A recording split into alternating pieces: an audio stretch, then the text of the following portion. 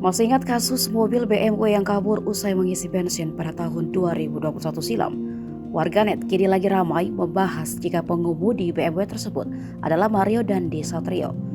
Persoalan itu pertama diungkap ulang oleh akun Twitter @logikapolitik_id.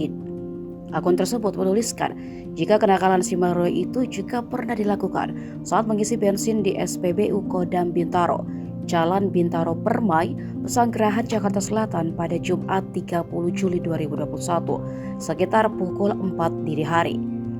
Pengemudi mobil BMW tersebut mengisi bensin sampai 61 liter dan tagihannya mencapai Rp602.000.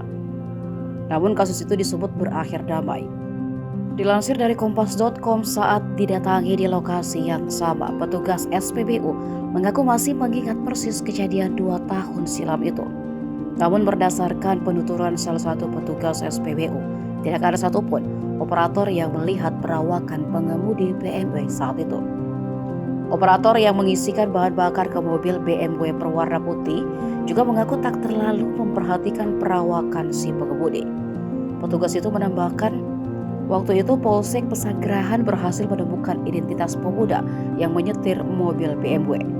Namun pemuda itu tidak dihadirkan dalam proses mediasi dengan pihak SPBU. Pemuda itu diwakilkan oleh pamannya yang telah mengganti kerugian akibat ulah keponakannya itu.